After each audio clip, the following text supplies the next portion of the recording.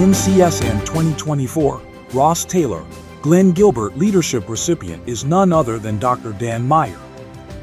Dr. Dan Meyer is a former teacher who has been a long-standing advocate for better math instruction, especially for those students who generally do not like math.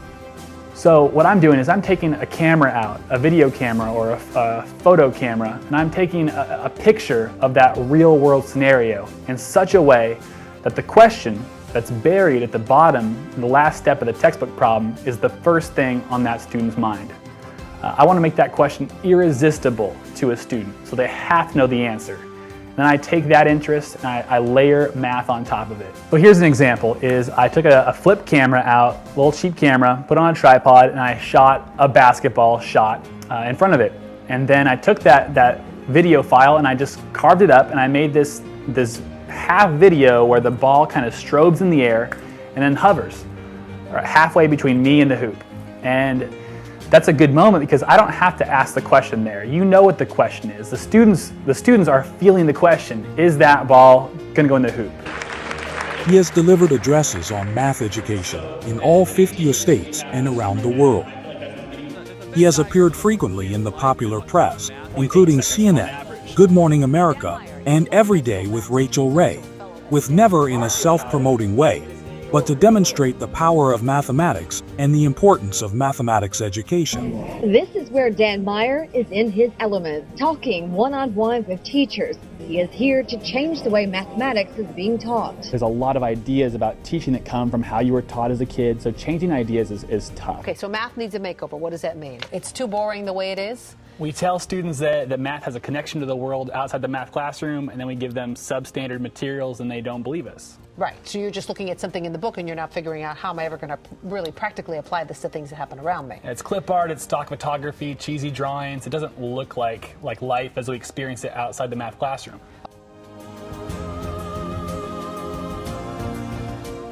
He was the chief academic officer at Desmos, where he led the development of the new interactions between teachers, students, and computers, which would eventually result in the core curriculum and digital authoring platform Amplify Desmos Math.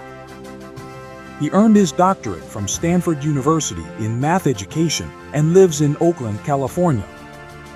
Currently, he is the vice president of user growth at Amplify, where he focuses on teacher efficacy and student learning across Amplify's suite of curriculum and technology products. Dan has made major contributions to math education in the important areas of technology, professional learning, and advocacy. His achievements in many cases link the three by using technology in new, creative, and ethical ways for the benefit of students, teachers, and the field. Historically speaking, technological innovation in mathematics education has functioned as a means for isolating students, promising personalization while calcifying inequity. Dan pioneered a different way of thinking about technology, one that emphasizes whole class instruction, student collaboration, mathematics identity, and an approach to pedagogy that helps teachers graduate beyond just telling how. And I've shared it with other people, and that's this. The first act of a task in modeling has some kind of visual stimulus. Not very heavy on words, not English, not Spanish. The students who are low literacy aren't excluded from this part. And it creates this question in the student's head. They're watching something and feeling a question is the ideal. And then from there, the question should be guessable. This is all Act 1. Act 1 is me trying to bring every student into the problem, very low threat level, low bar for entering the problem. Then Act 2, we go into the part where we get students the tools, information, and resources to solve that problem, to answer their own question. So the student has a question, for instance, one, they're watching a water tank fill up very slowly. And they do this and they wonder, how long will it take? So that's their Act 1. In Act 2, they have to know information about the water tank. They need mathematical tools like volume and prisms and vocabulary. And they need resources like a teacher, for instance, to help them understand all this, a calculator. So we gather all those resources, tools, and information in Act 2. It's important not to do that before the students have some kind of question. Oftentimes math problems will give you all this info, all these tools before the student knows why.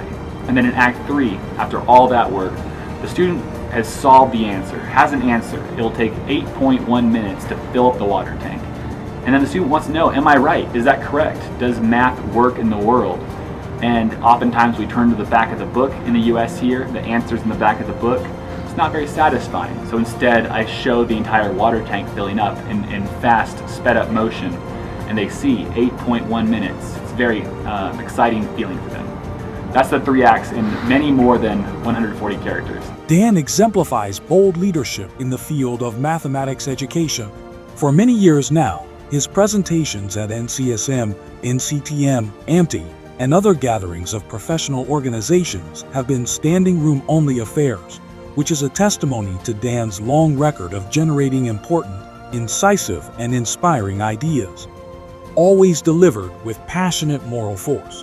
And it's not a perfect overlapping circle, but there is, I think, a wider, more fertile intersection of those two circles than we often think. I'm here today to look at one particular element in the intersection. A thing that students like that math should be more like, and that's stories.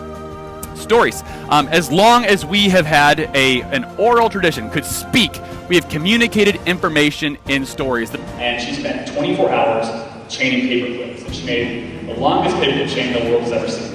22,025 clips. Now, you struggle with math, that's as far as this goes. Wow.